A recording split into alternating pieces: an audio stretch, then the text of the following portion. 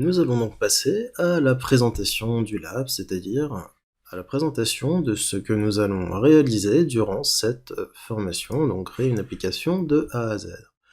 Donc nous verrons comment intégrer un template, donc créer un layout pour notre application qui ressemblera à ceci. Donc en fait l'application ce sera tout simplement un genre de blog communautaire où chaque utilisateur pourra s'inscrire, se connecter à son compte, modifier ses informations, se désinscrire, modifier son mot de passe.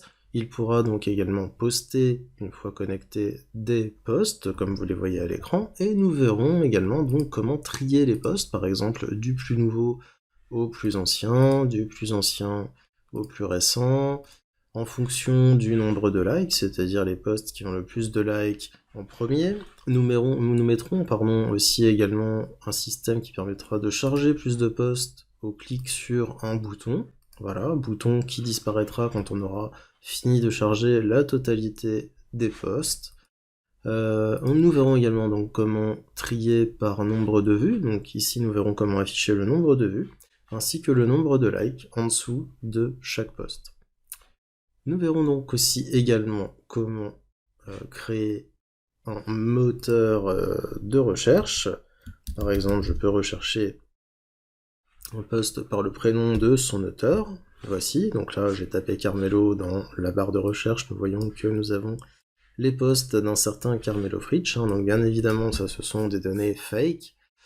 Nous verrons également donc comment afficher les posts par catégorie, c'est-à-dire que lorsqu'on cliquera sur une catégorie, nous aurons les posts qui correspondent uniquement à la catégorie sur laquelle on a cliqué, c'est-à-dire les posts de la catégorie que nous souhaitons afficher.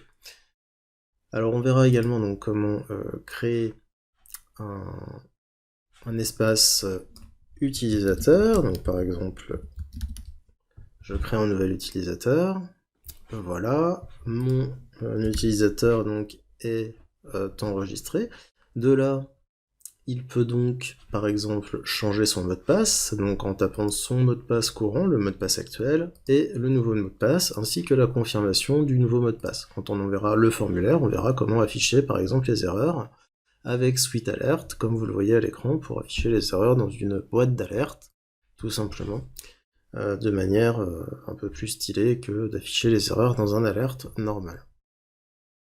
Au niveau donc de sa dashboard, il pourra également donc, modifier ses informations, donc son nom, son email. Il pourra donc également uploader une image. Donc cette image, par exemple, on va aller en chercher une ici.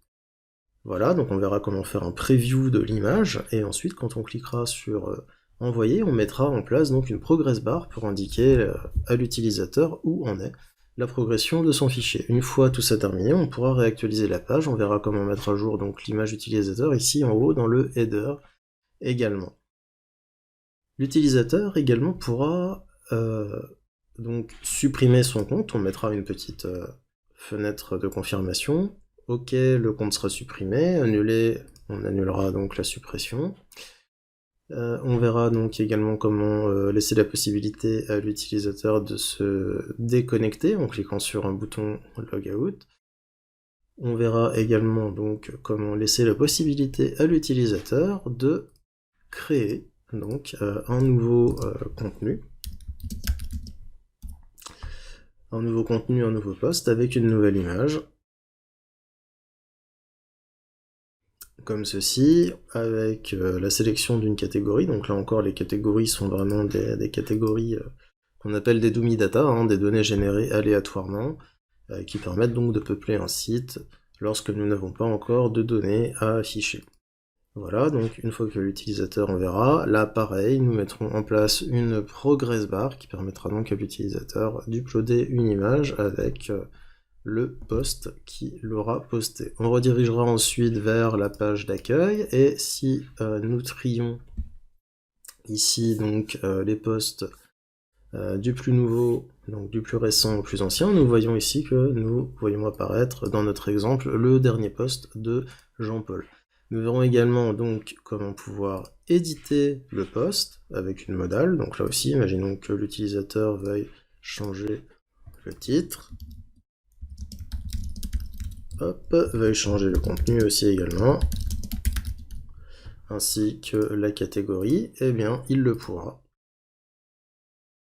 Il lui suffira donc pour ça, voilà, on verra ensuite comment implémenter un message de succès tel que celui-ci.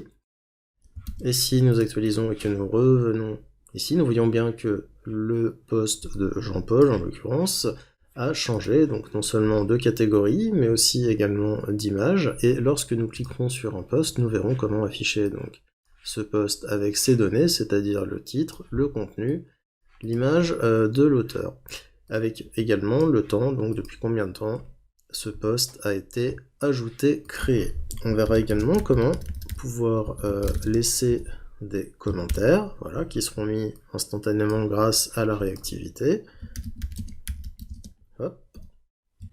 Tac, voilà, donc on verra les commentaires qui apparaîtront et également, voilà, au fur et à mesure qu'on les ajoute. Donc bien évidemment, revenons sur la home, nous verrons donc aussi comment éditer le post, nous l'avons vu, nous verrons également donc comment le supprimer, comme ceci par exemple, je clique sur OK, voilà, le post a été supprimé du serveur, donc de l'API avec laquelle on communique, et effectivement le post n'apparaît plus. Nous verrons également comment laisser la possibilité à l'utilisateur de cliquer, donc de liker pardon, des posts, hein, voilà, si je réactualise, je reviens, j'ai bien ici les posts qui ont été likés, et donc quand l'utilisateur aura liké un post, nous verrons donc également comment faire en sorte de lui stipuler qu'il a déjà liké ce post en lui mettant donc une couleur différente au niveau du petit bouton like. Voilà. Nous verrons également comment afficher voilà, depuis combien de temps l'utilisateur est inscrit sur le site. Nous verrons aussi également, donc, comme je l'ai dit, je vais vous montrer la suppression du compte. Donc si je clique sur OK, voilà, l'utilisateur est supprimé de la base de données de l'API et il est redirigé donc vers la page login. Donc l'utilisateur, une fois connecté, inscrit, là on va voir comment inscrire l'utilisateur. Une fois que l'utilisateur sera inscrit,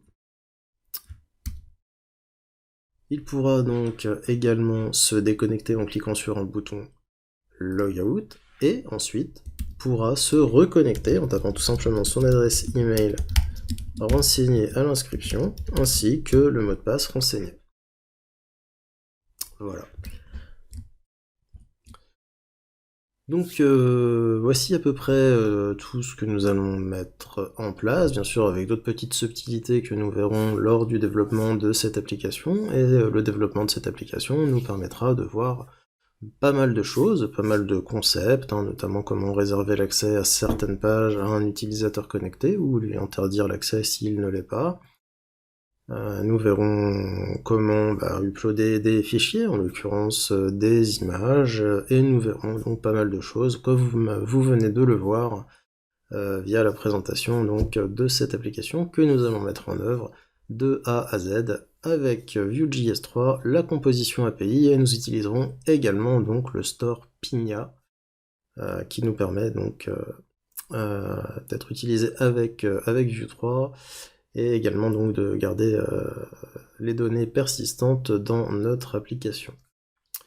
Voilà, donc écoutez, je vous donne rendez-vous tout de suite pour commencer à mettre en place notre travail afin de pouvoir développer cette application de A à Z avec Vue.js.